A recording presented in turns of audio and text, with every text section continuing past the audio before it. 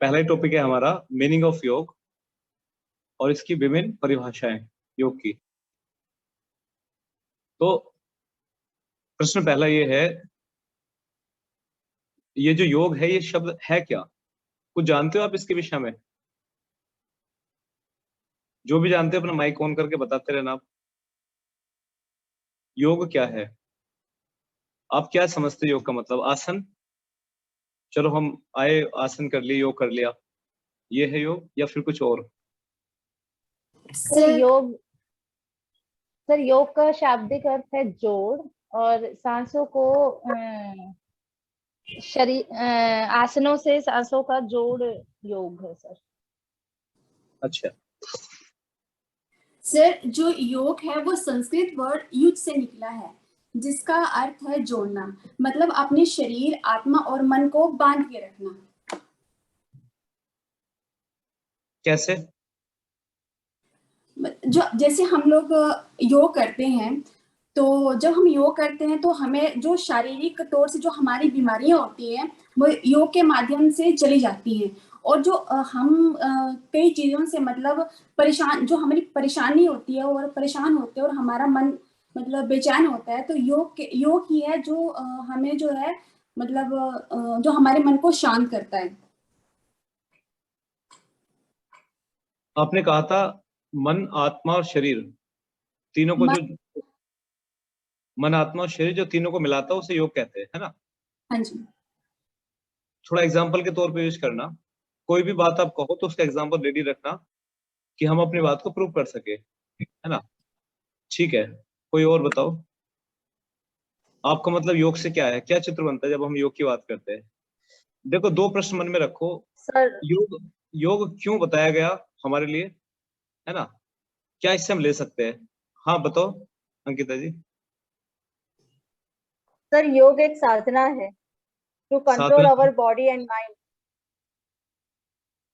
जो हमारे body, mind और माइंड को कंट्रोल करता है। ठीक है, और बताओ कोई।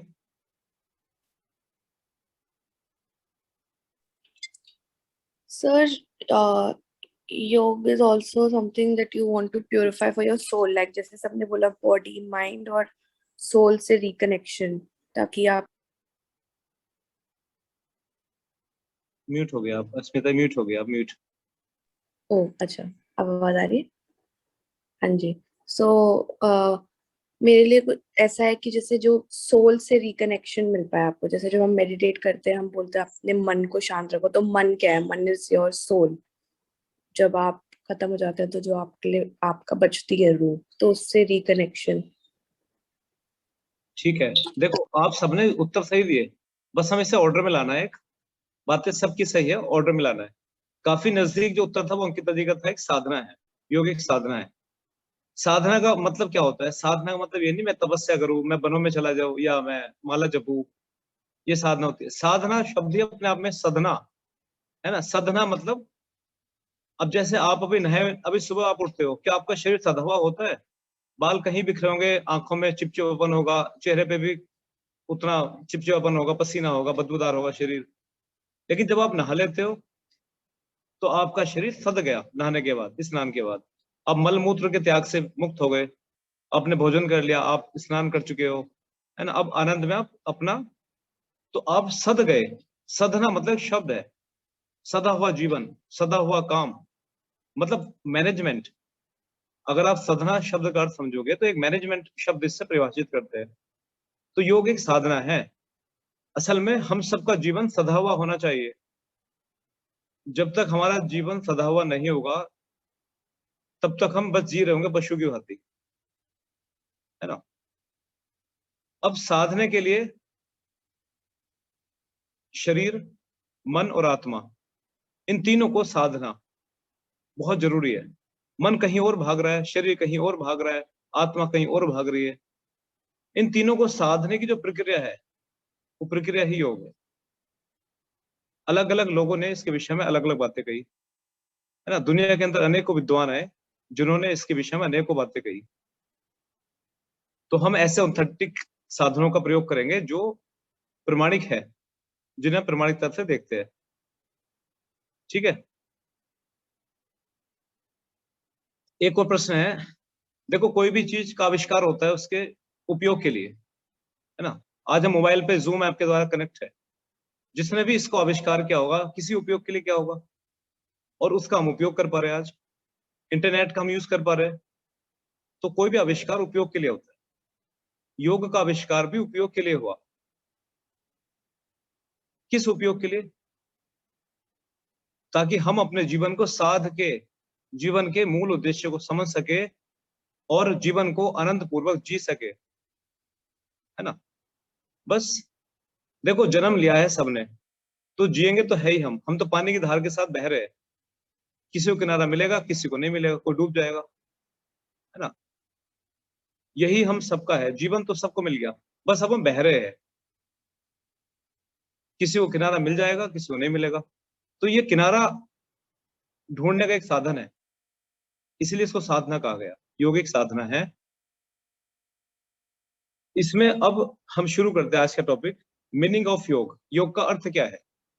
यदि हम किताबी भाषा को देखें तो किताबी भाषा में कहा गया है इसके विषय में कि योग संस्कृत के युज धातु से बना है।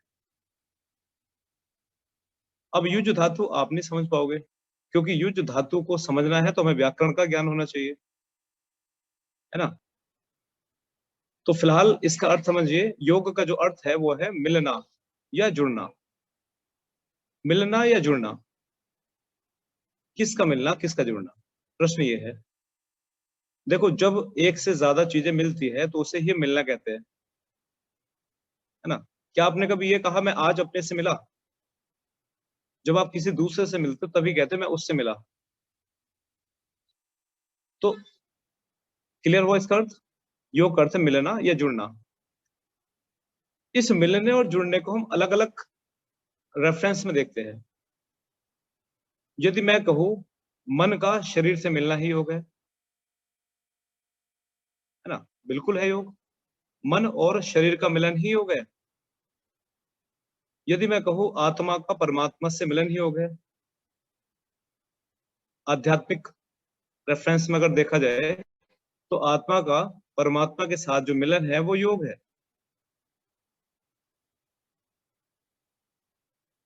क्लियर? तो प्रश्न ये उठता है, क्या आत्मा का परमात्मा से मिलन हो सकता है? पहला प्रश्न। दूसरा प्रश्न, क्या हमारा मन और शरीर का मिलन नहीं है, हम ऐसे जी रहे? तो अगर आप सामान्य इंसान को देखोगे तो उसका मन और शरीर का मिलन बिल्कुल भी नहीं है। कैसे? मन कुछ और चाहता है, शरीर कुछ और करता है। शरीर कुछ और चाहता है, मन कुछ और करता है। मुझे अभी शुगर है, मैं सेक्टर 50 की मार्केट में आया, यहाँ मुझे तरह तरह के पकवान दिखे, खाने की चीजें मुझे दिखी, मेरी आंखों ने देखा, मेरी नाक ने सुगंध को ग्रहण किया, है ना, कि यहाँ मिठाइयां बननी, चलो खा लो। शरीर ने कहा नहीं नहीं मत खाना, मुझे डॉक्टर ने मना किया है, मुझे हानि होती है ना। मन ने कहा रे नहीं कोई बात नहीं, एक दिन की योगा क्लास एक्स्ट्रा कर लेना, थोड़ा वॉक ज्यादा कर लेना, थोड़ा सा खा लेंगे, तरह तरह की बातें कहेगा मन। क्या हुआ? इंसान अंत में हार गया और जाके उसने खा लिया। तो ये मिलन हुआ योग, मन और शरीर का, है ना। ये बिल्कुल भी मिलन नहीं हुआ। तो यही स्थिति जब हमारी नहीं होती तो हम गलत मार्ग पे चल पड़ते। इसे हम सदा हुआ जीवन नहीं कहते। सदा हुआ जीवन कह लो या एक अनुशासन कह लो, एक ही बात है। और अनुशासन उसकी की है सदे हुए जीवन की। इसलिए योग का जो पहला सूत्र शुरू होता है, अथ योगानुशासनम से ही शुरू होता है। तो अनुशासन पहली सीढ़ी मानी गई है। चलो दूसरी बात, आत्मा का परमात्मा से मिलन ही योग है। तो क्या संभव है आत्मा से परमात्मा मिलन? पहले तो यही फाइट है, पहले क्या आत्मा भी होती है? दूसरी फाइट, क्या परमात्मा भी है? बड़े गूढ़ रहस्य है, क्योंकि दोनों ही दिखते नहीं, ना आत्मा दिखती है और ना परमात्मा, है ना। ऐसी तो दुनिया में अनेकों चीजें हैं जो दिखती नहीं पर होती है। जैसे हवा दिखती नहीं पर होती है।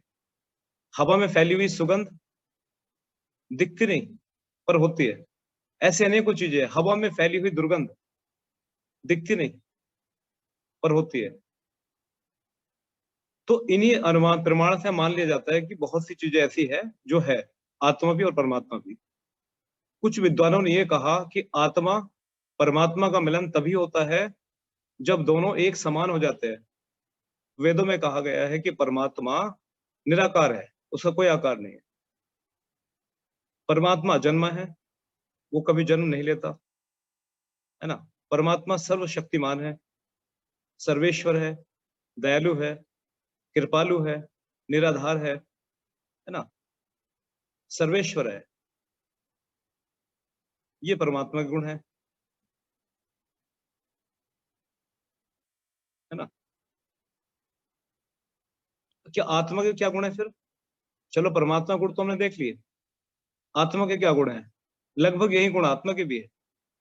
आत्मा के गुण क्या है? आत्मा निराकार है, कोई आकार नहीं, है ना। आत्मा शक्तिमान है, सर्वशक्तिमान तो नहीं है पर शक्तिमान है। अनंत है, इसका भी अंत नहीं है, ठीक है। दयालु है, मूल रूप से आत्मा दयालु ही है। जो मूल रूप है उसमें आत्मा बिल्कुल दयालु है। ये तो हम अपने उस दया के गुण को छिपा लेते हैं जो प्रकट नहीं होता। वास्तविकता में यदि हम ठहर जाएं तो हमारी आत्मा दयालु है। आत्मा न्यायकारी है, परमात्मा भी न्यायकारी है, आत्मा भी न्यायकारी है। लेकिन हम क्या करते हैं, प्रॉफिट लॉस को ध्यान में रख के बुद्धि का यूज करके बदल देते हैं। लेकिन वास्तविकता में आत्मा न्यायकारी ही है, सबकी आत्मा, सारे गुण हमारे अंदर है। तो दोष कहां से पैदा होता है? जब ये दोनों के गुण बदल जाते हैं तो इनका मिलन जिंदगी भर नहीं होता। इसलिए कहा गया कि ये दोनों को एक जैसा बना दो, परमात्मा के जैसा आत्मा को बना दो, हो गया मिलन। और यही स्थिति योग की सबसे ऊंची स्थिति कहलाती है। अब बात समझ पा रहे हो? नहीं है, थोड़ी गूढ़ बातें हैं। एक सिंपल एग्जांपल में समझ लो। आपने एक 20 लीटर के बर्तन में पानी रखा हुआ है अपने घर में, ठीक है। बिस्लरी का पानी भरा हुआ आपका किसी एक बर्तन में, 20 लीटर का बर्तन है। आपने उससे एक गिलास पानी निकाला, मानो एक ऐसा छोटा सा चीज गिर गई उसके अंदर, आपने उसे निकाला, चम्मच से फेंक दी एक तरफ, है ना। तो क्या आप उस पानी को उस बर्तन में डाल दोगे 20 लीटर वाले में वापस? क्यों? उसमें क्या खराबी आ गई? एक मामूली सा कचरे तो गिरा था उसके अंदर। चलो दूसरी बात, यदि उसमें मच्छर गिर जाए तो निश्चित तौर पर आप नहीं डालोगे। हो सकता है कुछ लोग मच्छर निकाल कर डाल दे। चलो मक्खी गिर जाए तो बहुत से लोग नहीं डालेंगे अब, है ना। या उसमें किसी का बोलते थूक गिर जाए या कुछ और गंदी चीज गिर जाए जिसे आप नहीं मिला सकते आप किसी भी हाल में। क्यों नहीं मिला रहे? अभी तो वो पानी है, क्योंकि अब उसके समान नहीं बचा, उसमें दूषितता आ गई है, वो खराब हो गया है, इसलिए आपने उसमें नहीं मिलाना उचित समझा। तो फिर परमात्मा कैसे मिला लेंगे अपने अंदर आत्मा को जो सड़ी हुई है, जिसने बुद्धि का प्रयोग कर करके सड़ा लिया इसको, है ना। इसलिए मिलन नहीं होता आत्मा का परमात्मा से। तो यही है इसका टूल, योग। योग में स्टेप बाय स्टेप वो बातें बताई गई है जिसमें इंसान अगर उसका पालन करे तो हो सकता है 1 जन्म ना 2 जन्म या 3 जन्म, समय के साथ साथ मिलन हो जाएगा। इसी को साधना कहते हैं, योग साधना। ये वो टूल है जिसका हम प्रयोग करके अपनी आत्मा की विकृतियों को दूर करते हैं और अपनी आत्मा को पवित्र करते हैं। हमारी आत्मा जब पवित्र हो जाएगी तो समय के साथ वो परमात्मा में विलीन भी हो जाएगी। अब एक फिर प्रश्न हो गया, पवित्र आत्मा क्या पहचान है? आप कैसे पहचानोगे हमारी आत्मा पवित्र है? क्या पता हमारी आत्मा पवित्र हो पहले से? कैसे पहचानेंगे हम पवित्र है? जब आपसे पशु पक्षी जीव जंतु सब आपसे प्रेम करने लग जाए, समझ लो आपकी आत्मा पवित्र है। जब आपसे लोग प्रेम करने लग जाए अकारण, कारण नहीं, आप पे पैसा है तो दुनिया प्रेम करेगी, कोई पद आ गया तो दुनिया प्रेम करेगी आपसे। जब लोग आपसे अकारण प्रेम करने लग जाए समझ लीजिए आप में पवित्रता आ गई। इसको एक एग्जांपल है, छोटा बालक, नवजात बच्चा। एक नवजात बच्चा जो बोलता नहीं, है ना, जो अभी कुछ नहीं एक शब्द का प्रयोग नहीं करता, पर अपने चारों तरफ एक लोगों का झुंड इकट्ठा कर लेगा। जैसी वो हंसेगा सबके चेहरे पे मुस्कुराहट आ जाएगी। बताओ क्यों? आप दिन भर हंसते रहो, एक भी नहीं हंसेगा। सर उसके अंदर कोई छल नहीं है ही नहीं उसके अंदर, ना कोई छल ना कपट, पवित्र है वो आत्मा। प्रैक्टिकल करो, दो लोग खड़े हुए, उसकी माँ है और एक आप हो। किसी और की गोद में बच्चा था, 9 महीने का बच्चा। अपने हाथ, दोनों हाथ बड़ा बेटा देना, बच्चे ने दोनों का चेहरा देखा और आपके हाथ पे रख दिया। अपनी माँ के हाथ पे नहीं, आपके हाथ पे रख दिया। बताओ खुशी हुई नहीं हुई? हालांकि वो कोई हीरा नहीं है कि आपको हीरा गिफ्ट मिल गया। खुशी हुई नहीं हुई? क्यों? इसलिए क्योंकि उस बच्चे ने यहाँ भेदभाव नहीं किया, ये मेरी माँ थी। आप खुश हो गए और वो जानता भी नहीं बच्चा भी। अब वही बच्चा जब आप 1.5 साल बाद आते हो, सेम वही स्थिति में, आपने बच्चे के सामने हाथ बढ़ाया, बच्चे ने आपको देखा, अपनी माँ के चेहरे को देखा। किसके हाथ में देखा? माँ के। क्यों? अब उसे सिखा देगा, बेटा मैं तेरी माँ हूं, मैं तेरी माँ हूं। उसको समझा दिया गया, समाज में उसे बांध दिया एक बंधन में, देख मैं तेरा हूं। अब जब ये बच्चा बड़ा हो जाता है और भी बड़ा, तो उसे माँ के अलावा दूसरे संबंध भी समझ में आ जाते हैं। ये मेरा चाचा है, 2 चाचा खड़े हुए हैं उसके बगल में, एक सगा है और एक दूर का है। तो वो सगे के हाथ में नहीं सगे के हाथ में रखेगा, उसके नहीं रखेगा। क्योंकि अब उसे ये भी सिखा दिया गया कि बेटा सगा ये है तेरा सगा, और ये तो वैसी है, चाचा है बस तेरे। कर दी कोडिंग, कर दिया उसका नाश हमने बच्चे का। आत्मा को दूषित करना शुरू कर दिया, उसे तेरे मेरे में बांध के। यहीं से उसकी शिक्षा शुरू हो जाती है, बाकी काम तो समाज अपने आप कर देता है। चलिए अब मेन टॉपिक पे आते हैं। ये तो एक भूमिका थी इसकी, योग की। योग क्या है? योग बहुत छोटी चीज नहीं है। योग एक बहुत बड़ा टूल है जो इंसान को जीवन, आनंद पूर्वक जीवन जीने की कला सिखाता है ना। योग एक टूल है जो हमें मुक्त करता है इस जन्म मरण के बंधन से, जिसे हम मोक्ष कहते हैं। और मानो ना मानो, ये हर एक जीवात्मा चाहती है मोक्ष, कॉन्शियसली या अनकॉन्शियसली। हर किसी की आत्मा चाहती है मोक्ष, है ना। और ये भूख सबके अंदर है, सबको पता है, आपको भी पता है, बिना पढ़े भी पता है। जिसने एक शब्द नहीं पढ़ा हो उसे ही पता है मोक्ष कैसे मिलेगा। सबको पता है, और सबके अंदर भूख है मोक्ष पाने की। सबको पता है अच्छे कर्म करके, सत्कर्म करके मोक्ष मिलता है ना? इसलिए जब भी मौका मिलता है, हम हमेशा लालायित रहते हैं अच्छे कर्म करने के लिए।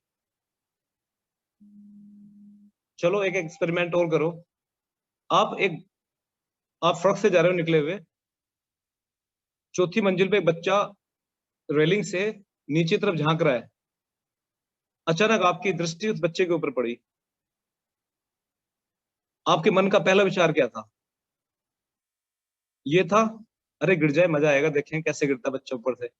जब ये 4 मंजिल से गिरेगा तो कैसा लगता है नीचे, जब गिरेगा तो कैसा सिर फूटेगा। या ये था, हे भगवान बचा ले इसको, है ना। पता कौन सा था पहला विचार मन का? सर। ये था कि भगवान ने इसको गिरने से बचाया, और मैं हर मुमकिन कोशिश ये करूंगी कि मैं कैसे उस बच्चे को बचा पाऊं और या फिर उनके पेरेंट्स को इन्फॉर्म कर पाऊं। बिल्कुल। क्योंकि आपको क्या मिला? ये असल में आपने नहीं किया, ये आप सत्कर्म, आपकी जो आत्मा चाहती है वो क्या, है ना।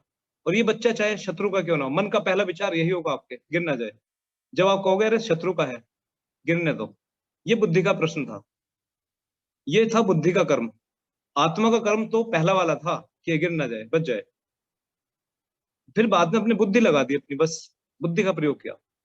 बुद्धि ने कहा रे तो शत्रु का बच्चा है, आज इसका बाप हमसे लड़ता है, कल ये भी लड़ेगा हमारे बच्चे से, गिरने दो।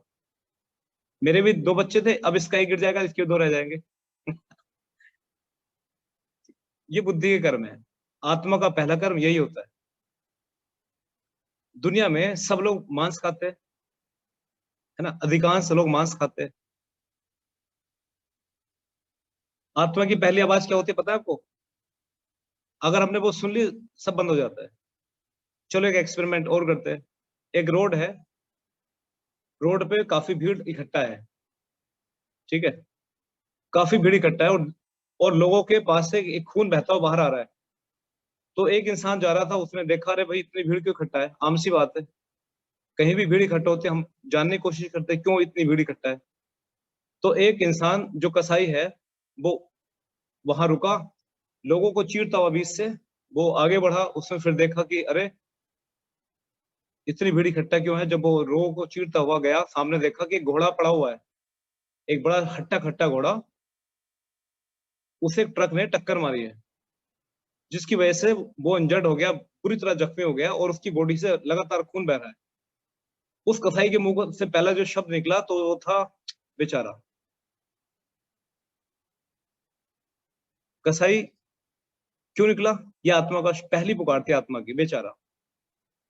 जरा थोड़ा सा पीछे हटो, अभी अभी जस्ट अभी वो सुबह से शाम तक कितने पशुओं को काट के आ रहा है, तब क्यों नहीं आया उसके मन में बेचारा? ये उसकी बुद्धि का प्रभाव था, आत्मा का प्रभाव था ये, जो उसके मुंह से निकला बेचारा। और ये सत्य घटना है ये सत्य एग्जाम्पल है। एक हमारे यहाँ कसाई थे वो, और मैं उन्हें अच्छी तरह जानता था। वो वही जिस रास्ते में निकला करते थे, तो एक ट्रक ने एक घोड़े को टक्कर मारी थी, उस भीड़ में मैं भी खड़ा हुआ था। जब कसाई ने बात कही तो पहले तो मेरे कान, मैं भी हैरान हो गया कि कमाल है, इन्होंने इतनी बड़ी बात कैसे कह दी। खैर, ये होता है असल में आत्मा का पहला जो वो होता है प्रभाव, वो आत्मा का ये होता है। ऐसे बहुत से एग्जाम्पल है, चिंतन करेंगे तो मिलते चले जाएंगे। हम इससे जब दबा लेते हैं ना, यहीं से हमारे बुरे कर्म शुरू हो जाते हैं। कुछ लोग आत्मा की आवाज को सुन लेते हैं, कुछ नहीं सुनते, ना सुनना चाहते। फिर वो बुद्धि का प्रयोग करके तरह तरह के बातें कहनी शुरू कर देता है इंसान। खैर, मीनिंग ऑफ योग, योग मीन्स होता है जोड़ना या मिलाना। आप समझ गए किसका मिलना किसका जुड़ना? जो हमारी आत्मा परमात्मा से मिल जाए, एक हायर लेवल है, उसे एक बहुत छोटा लेवल है, हम अपने मन और शरीर को मिला ले, बहुत है, जीवन में आनंद आ जाएगा अगर मन और शरीर को मिला ले। ठीक। फिर कहा इन्होंने वेरियस डेफिनेशन, विभिन्न परिभाषाएं योग की। तो योग की विभिन्न परिभाषाएं प्रचलित है समाज के अंदर।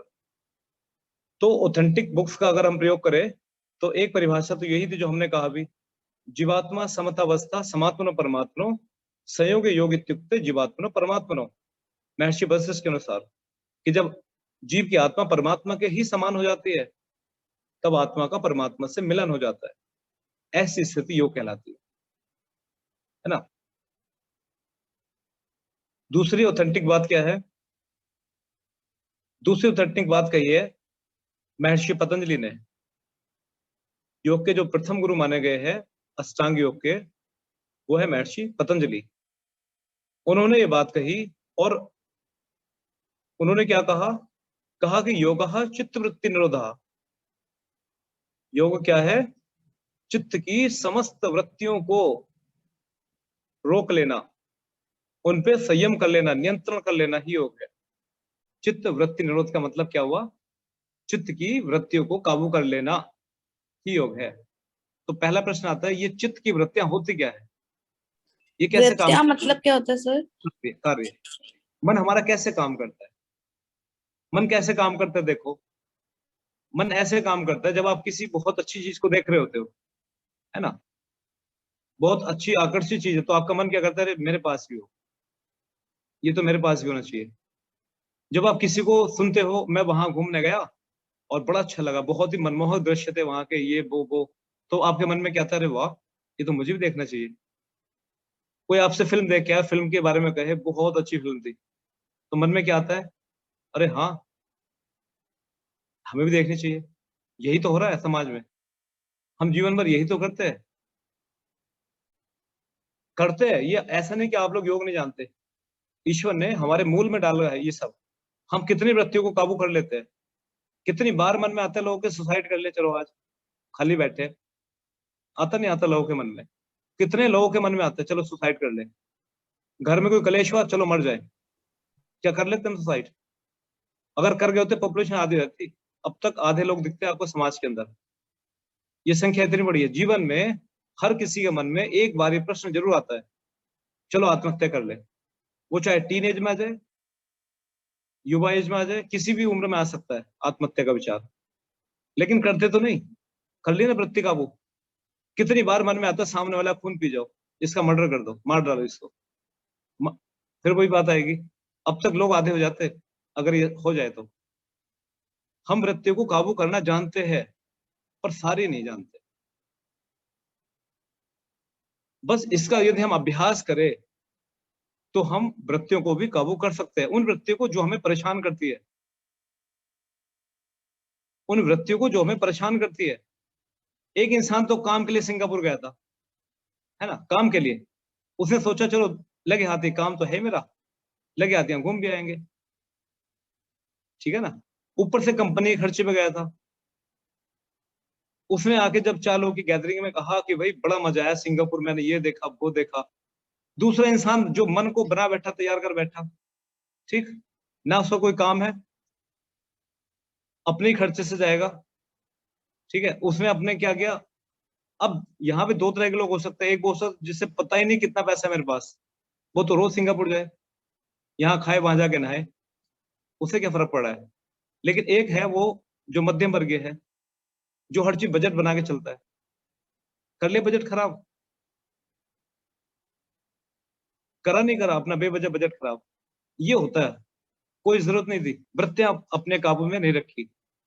तो यही सब स्थिति, मन की वृत्तियों को काबू करना ही योग है।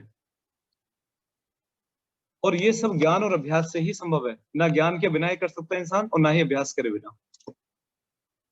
2 परिभाषाएं हो गई। महर्षि वशिष्ठ की परिभाषा हो गई, आत्मा परमात्मा के समान। महर्षि पतंजलि की हो गई, चित्त की वृत्तियों को काबू कर लेना, संयम कर लेना, योग है। तीसरी परिभाषा जो बेहद ही प्रैक्टिकल है समाज के अंदर, है ना, बेहद प्रैक्टिकल है, और वो कही है योगीराज श्री कृष्ण जी ने। 2 परिभाषाएं कही। पहली परिभाषा है उनकी, योगः कर्मसु कौशलम। योगः कर्मसु कौशलम। इसका मतलब है कि कर्मों में कुशलता ही योग है। अब कर्म किसे कहते हैं, कुशलता किसे कहते हैं? तो कर्म मीन्स होता है, हम जो भी कर्म का अर्थ होता है काम। हम जो भी काम करते हैं, हम जिस दायित्व से बंधे हैं, जुड़े हैं, उसमें कुशल हो जाना ही योग है। जैसे कि हर किसी का कोई ना कोई कर्म है, हम समाज के अंदर किसी ना किसी जिम्मेदारी का निर्वहन कर रहे हैं, है ना। कोई किसी उसमें कुशलता, उसे कुशलता के साथ करना ही योग है। जैसा एग्जाम्पल के तौर पे ले लो, शिक्षक का धर्म क्या है? सही ज्ञान देना, सही ज्ञान देना और पूरी कुशलता के साथ ज्ञान का प्रचार प्रसार करना। अब शिक्षक भी 2 तरह के होते हैं हमारे यहाँ। अगर आप देखोगे तो प्राइमरी के शिक्षक हो गए, आपको क्या लगता है कुशलता से कर रहे हैं अपने काम? अधिकांश, सारे लोग एक जैसे कभी नहीं होते।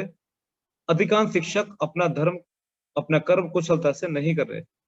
यदि वो कुशलता से कर रहे होते तो बच्चों में अज्ञानता नहीं रहती, है ना। कितने ही लोग नौकरियां कर रहे होते हैं, प्राइवेट नौकरियां, लेकिन वो ये कहते हैं अरे फिर मंडे आ गया, फिर जाना पड़ेगा काम पे। जब इतना ही बुरा लगता है तो छोड़ क्यों देते हैं उस काम को? फिर जाते हैं, फिर प्रेशर में करते हैं, अरे कैमरा लगा हुआ है बैठ नहीं सकते। क्या आनंद मिला उस काम को करने का? यदि हम उसमें कुशलता ले आते तो बहुत आनंद आता उसी काम में, बहुत आनंद आता है। यदि हम थोड़ी सोच को बदल दे अपनी, ना, हम कुशलता को ऐड करते, किसी के डर से, किसी के प्रभाव से, या किसी के लोभ लालच से नहीं। सैलरी कट हो जाएगी, नहीं काम किया तो उसे आनंद के साथ करे, अपना मान के करे, कुशलता झोंक के करे, तो वही कर्म आपको अपने घर पे बैठे बैठे मुक्ति का काम कर देगा।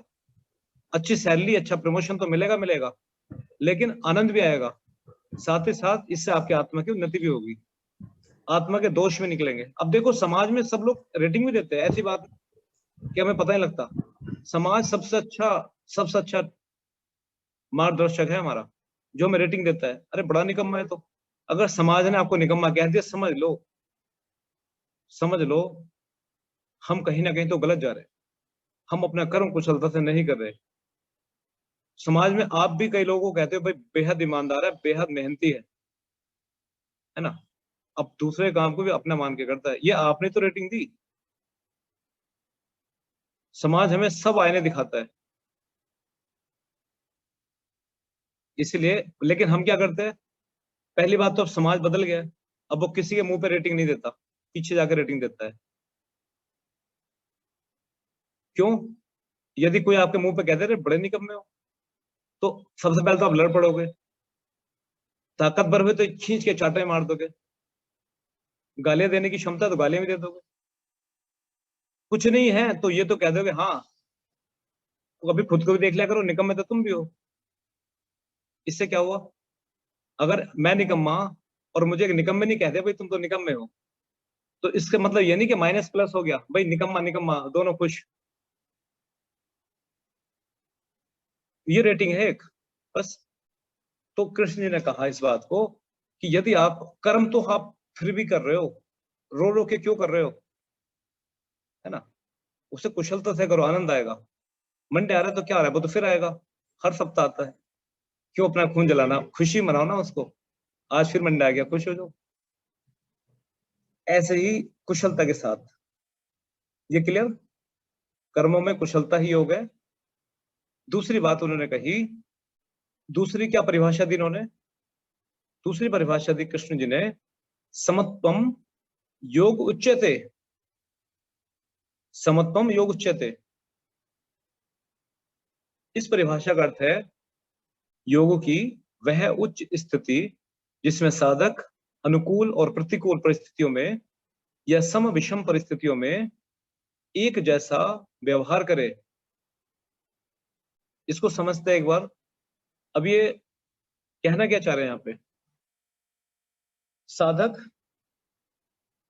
अनुकूल प्रतिकूल परिस्थितियों में, सम विषम परिस्थितियों में एक जैसा व्यवहार करे। जहां जहां हाइफन लगता है उस स्थिति में अभ्यास करो सामान्य रहने का। जब आपको लाभ होता है, जब आपको हानि होती है, जब आपका मान होता है, जब आपका अपमान होता है ना, हर स्थिति में समान। समान मतलब जिसपे किसी भी बात का कोई ऐसा प्रभाव ना पड़े। आपने देखा होगा आसपास ऐसे बहुत से लोग हैं,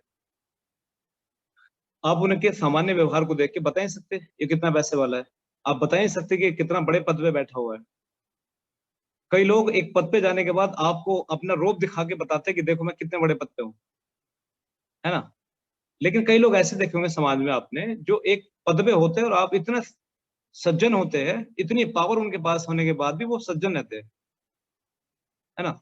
ऐसी स्थिति, कुछ लोग बहुत बलवान होते हैं पर वो किसी को तंग नहीं करते। So like Dr. APJ Abdul Kalam. बिल्कुल बिल्कुल कह सकते हो आप, ठीक है ना। और कई लोग इतने बलवान होते हैं वो कभी अपने बल का अहंकार नहीं करते। कुछ लोग सुख के भी होंगे, जैसी उनमें ताकत आएगी फिर देखो उनको, उनका हाल क्या हो जाएगा। तो ऐसी स्थिति, दुनिया अधिकांश इससे पीड़ित है, अधिकांश दुनिया इसी से पीड़ित है ना। हटके देखो, दुनिया में ये हो रहा है और बड़े स्तर पे हो रहा है, और यही सब, इससे वो सामने वाले दुखी नहीं कर रहे, वो खुद को ही दुख के लिए जिम्मेदार बना रहे हैं, वो खुद के लिए गड्ढा खोद रहे होते हैं। एग्जाम्पल ले लो आप, किसी के बच्चे की नौकरी लग गई, देखो सबके बच्चे पढ़े लिखे बड़े हुए, है ना। आप किसी शादी पार्टी में हो तो वो इंसान जिसके बच्चे की नौकरी लग गई है अच्छी खासी, या वो अच्छे पद पे जा चुका है, काबिल हो गया है, योग्य हो गया है, तो वो उससे जाके अपनी बात करेगा जिसका बच्चा फेल है जीवन में, और जाके उसे पता है सब कुछ कि इनका बच्चा ज्यादा पढ़ा लिखा नहीं है, जाके उनसे पूछेगा और बताओ जी क्या हाल चाल है, बच्चे क्या कर रहे हैं आपके, कुछ भी हो घुमा फिरा के लाई देगा इस बात को, है ना। क्यों? क्योंकि वो उसके दुख को अपने को बड़ा करना चाह रहा है, अपनी खुशी को और व्यक्त करना चाह रहा है उससे। जिसके बच्चे नहीं होंगे उससे पूछे और जी बताओ क्या हाल चाल है, शादी को कितने साल हो गए आपकी, पता सब उन्हें, इतने हो गए। अच्छा, और बच्चे बच्चे जानबूझ के उनको परेशान करेंगे। जिसकी शादी नहीं हो रही थी उससे पूछेंगे और बताओ जी क्या हाल चाल है। ऐसे उन्हीं लोगों को टारगेट करते हैं अपना, है ना। यदि आप ध्यान से देखो ना, दो चीजों का, इससे बहुत दुखी नहीं होगा। जिससे उन्होंने मन को दुखाया वो तो कुछ देर दुखी होगा, लेकिन वो अपने लिए एक बड़ा दुख का वो बना रहा है। उसे पता नहीं वो अपने लिए ही गड्ढा खोद रहा है। आप ऐसे लोगों को एक बार ध्यान करना, अब उनके वर्तमान जीवन को देखना, उसका परिणाम उनके सामने आ चुका होगा। तो यही बात कृष्ण ने कही कि जीवन को आनंदित होकर जीना है आपको।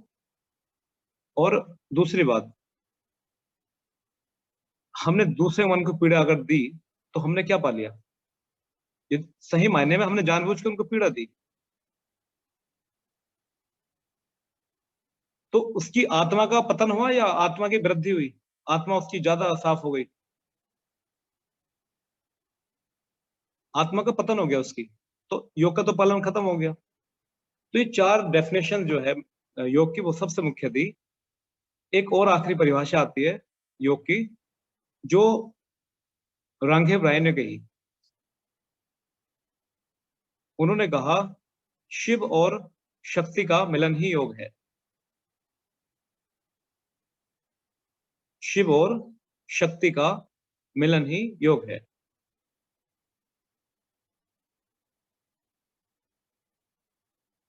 अब ये शिव क्या है और शक्ति क्या है?